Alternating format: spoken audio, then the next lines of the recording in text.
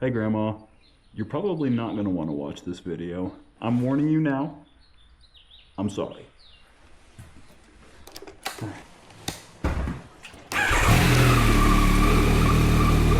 Oh my God! Wallet, phone, will to live. Oh my God. Okay. Let's go. Wow. Oh. Something.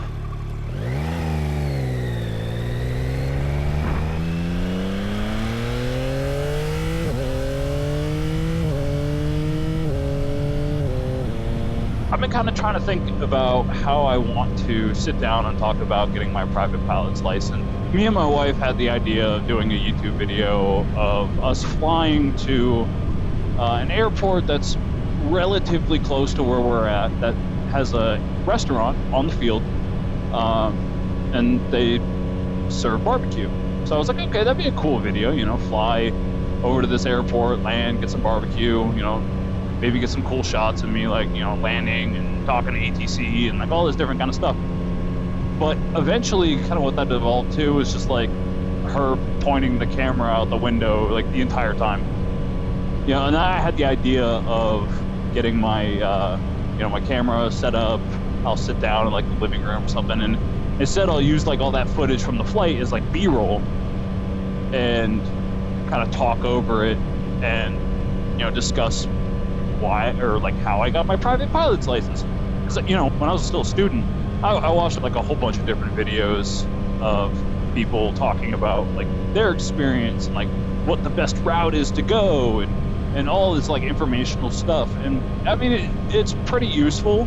But I think realistically, oh shit, there's a deer. Informational videos about the process, about what's best for getting your private pilot's license and all of this stuff. But what I realized is that a lot of it is situational. It's where you're at, who you're flying with, what you're doing, what's your money situation looking like all of these different things. What's your motivation? Why are you getting the license? All of these things kind of tie in together. And I think it's important to kind of talk about that, at least share like my experience, right? Why should you listen to me, right? Like, I'm just some guy who has a private pilot's license. What do I know, right? Well, it's not a whole lot. I think it's important to at least share my experience, because my experience is going to be different from, you know, literally anybody else's. Everybody has things that they do better with. Some people have things that they struggle more with. Teaching and learning and how we take our path in life, not even just in something like getting a private pilot's license. It's all different. That's why diversity is so important. And it's so important to talk to other people and learn other people's perspectives, because it gives you a broader view of everything as a whole, right? It gives you an opportunity to make more informed decisions to better suit your needs, your goals. So for me, my private pilot's license was like, I did a little bit of research and I tried to kind of figure out how I wanted to go about it. And initially, first decided that I wanted to become a pilot by, you know, sitting down. I came home from work one day, I was super tired, and I was like, do I want to do this for the rest of my life? Do I want to break myself by the time that I'm like 60 years old or 50 years old? Probably not. I'm 26 right now. And I was like, I don't know. I don't know if that's something that I really want to like commit to. And so I was like trying to think about it. And I was like, what do I really want to do? Like, what would be a good paying job, potentially? What would be fun? What would be interesting? What would change on a day-to-day basis? Not just get monotonous and bored. And eventually, I kind of just like landed on pilot.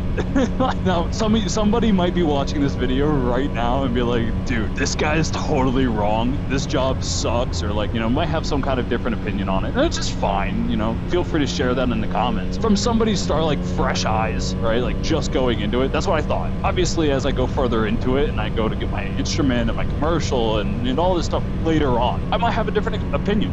You know what I mean?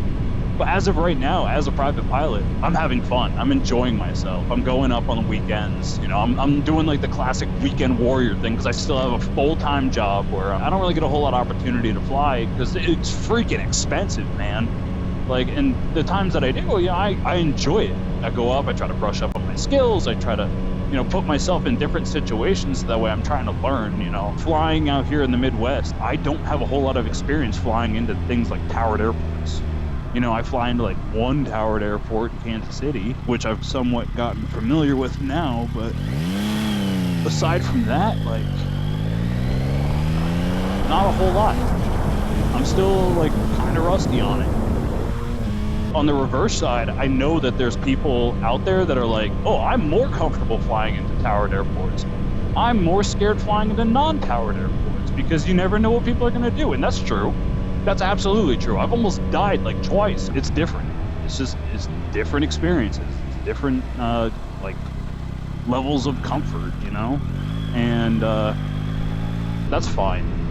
So I did my research. I tried to figure out what I wanted to do, how I wanted to go about it. Did I want to do part 141? Did I want to do part 61? Ultimately, I decided part 61 was going to be the way to go, at least for private, because looking at the hour requirements, you only need 40 hours.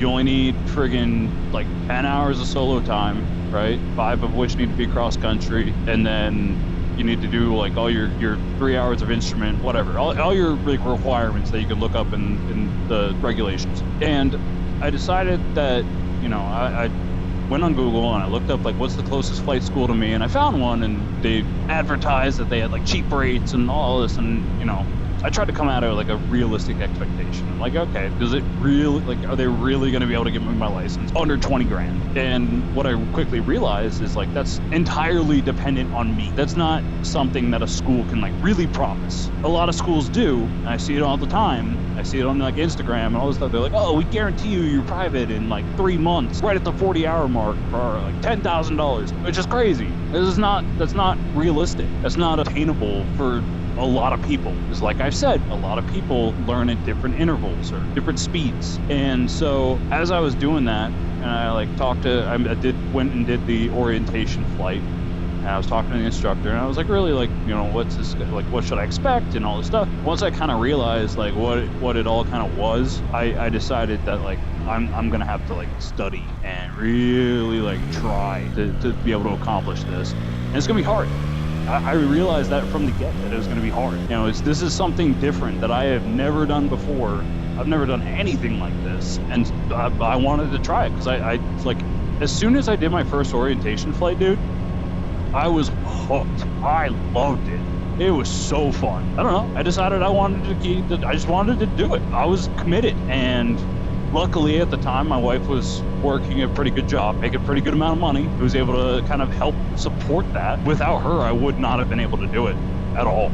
Like, she is the reason why I have my license now, or at least part of it, aside from like me actually doing the work and like flying and learning. And I wouldn't have been able to do any of that if it wasn't for her. Seriously, like, so grateful. So ground school was kind of like the first decision that I had to make. I was like, all right, do I do it with the instructor? Do I do it online? What's the best way to do that? I ultimately decided I wanted to do it online, only because it was way, way, way, way cheaper. I was trying to stick to a budget, obviously, as most people I think do in the Part 61 world, which is still kind of hard to do because things are stupid expensive right now. I did the online school. Like, I tried to line it up where it was like I was doing my flight classes, kind of where I was getting in like the practical portion I was learning about online. Right? Like, I was trying to line it up somewhat to where, like, by the time I got to my, like, going over how to do cross-country flight planning and stuff, hopefully by then I was doing my cross-countries. You know what I mean? Like, I was trying to do it that way. Just so that way I can, like, learn about it, you know, and I didn't even just use the program I used for ground school, which I'm not going to necessarily name it because obviously I'm not freaking pick your own.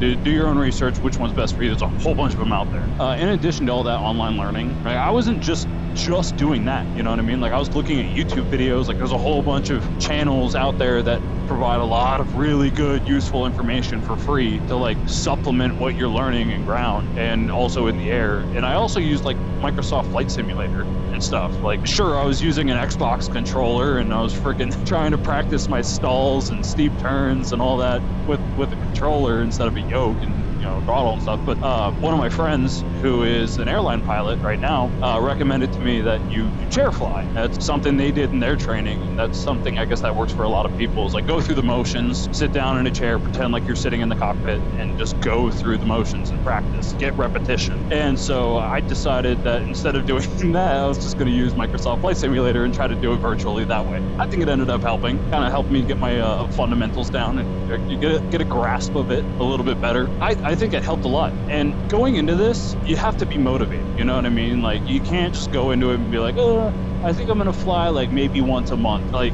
it's hard, right? Like, I can't necessarily tell you have to fly every single day, you know what I mean? Because like, I don't know your situation. I don't know if you got little to no money in your bank account and you really want to be a pilot, and you have to spread it out. Like, that's fine. That's how you got to do it. Or maybe save up, like do it like in chunks at a time. But if you aren't doing it consistently, you will lose your skills. It's gonna happen. You're not going to be proficient, which is a word that they harp on a lot in the aviation world. Currency versus proficiency is something you're going to hear a lot. And that's true, because if you're doing the bare minimum just to, on paper, say you're good to go, but you're not actively practicing and making sure that you're comfortable doing the things that you need to do safely and effectively, you're going to fail. At some point, you're going to fail, and it could cost you your life. Like, it's not something that you like really should mess around with. You're flying a freaking tin can at like 5,000 feet above the ground. If you mess something up and you got somebody in the passenger seat with you who doesn't know what they're doing or know what they're looking at, like, you're boned. You're screwed, dude. So it's kind of on you. You kind of have the responsibility that you have to know this stuff. You have to commit. You have to practice. You have to go and get proficient. Like what I did when I was doing my training, I would basically show up and tell my CFI, like I said, don't necessarily do this, because from what I've heard, some CFIs don't like this. Feel out your instructor. Mileage may vary, but I would show up with a plan. I'd be like, hey, I'm this many hours into my training. I want to hit this. I want to accomplish this today. I want to do like an hour and a half. I want to do this, whatever. And obviously, like, if my instructor had any problems with that, I'm sure they would tell me, because they were a pretty good instructor. They're like, if I was messing up like landings or whatever, right? Like, they would tell me that, be like, hey, like, cool, you want to go to do this stuff, but like, your landings need to get better. Like, when I was getting close to my 15-hour mark, I was like, I kind of want to solo. I kind of feel like I'm ready. My instructor at the time was just like, yeah, okay, like, I get you want to solo, and you're pretty good with like most of the stuff, but you need to get your landings down, and you need to get your emergency procedures down. I was like, okay, bet. So we went up for one lesson. I swear to God, we did like 15 landings in that one lesson, and it was just over and over again to get that repetition, to get that practice, so that way I had it down. And by the time we were done, like, granted, I was tired. Like, 15 landings is a lot, but I got a hell of a lot better after that than I was before. Because before I was landing flat, I was landing sideways, I do all these things, but eventually I got it down and I got better and I learned. And he was like, okay, cool. I'm gonna have you fly with one other instructor just to double check my work and make sure that you're good. And then as long as they say you're good, we'll solo you. And I was like, sick. Flew with the other instructor. I basically told them, I was like, dude, this is my first time flying with you. Act like this is a check ride. Obviously I was only 15 hours in my training, so like, they couldn't really do all of it, but we did a lot of like all the maneuvers and all the stuff that I should know up to that point, right? I was like, dude, just like be critical, be like, I want to learn, which, I mean, it's their job to do anyway. I'm sure they were going to do that regardless. So we went up, we flew and went through all the maneuvers, went through everything, landed a couple times, and he said, you're good, you signed me off. I was like, cool. So then after that, I got passed back off to my original instructor, and I soloed. And then after that, started cross countries and did all the stuff. But yeah, man, I mean, I feel like as far as my like skill level goes, I call myself like, I'm probably like the stereotypical like Part 61 cowboy, you know what I mean? Like, well, I'm not that crazy. I'm not up there flying into clouds and shit when I shouldn't be, obviously. But I feel like your private pilot's license, it's not like a end all be all. You know what I mean? Like, I'm still learning, and I'm sure that's going to be the case even once I get my instrument and my commercial. Like, you're always still like all these chickens, dude. Like, I'm sure I'm still going to be learning even after I get my commercial license and and all this stuff. Like the learning never stops. You're always trying to get better. I recognize that. I don't know. I'm trying to answer like the big questions. I went Part 61 because it made the most sense for me. The way that I did it, how I was saying, came in with a plan. I did a bunch of like extra studying and all this stuff. Like I took my check ride at 40 hours. I flew to my check ride location when I was at like my 41-hour mark. I didn't even solo, like I didn't really solo until I was at like 30 hours. And realistically, like that last 10 hours was just me nonstop flying by myself to get to the requirements because I wanted to hit like all the things with an instructor first. That's how it made sense for me. I mean, obviously I passed, right? Like I passed my first try, which I was super lucky, not gonna lie, because I was nervous as shit. Like I swear when I was doing like the oral portion with the DBE, I was like shaking in my seat. And but I feel like once I got on the plane, I was fine. For me, like the knowledge portion was always kind of like my weak point. Like I would literally sit down at work with coworkers and they would just test me. Like I would just pull up a bunch of like questions I could find online that could be asking you like on your check ride. I would just be like, all right, go down the list, and I would like write everything out on the board, like our whiteboard, you know, like all your acronyms and everything. Like that was what I was worried about. I even sat down with my instructor like towards the end. He basically like did a mock oral a few times with me, you know, like asking me all these questions and making sure I was like good to go. And obviously, yeah, it worked out. And then of course, in Missouri fashion, all my landings were crosswind landings, like direct crosswinds, because the wind never cooperates here. I don't really know what else to talk about. You know, that was kind of my experience with getting my license. And I mean, if you got any more questions and stuff, like leave it in the comments and I can answer it the best I can. But I kind of wanted to just use this opportunity with my new Insta360 to get out and ride my bike. And I forgot to do an outro. So that's about it. Appreciate you watching. See you next time. Bye.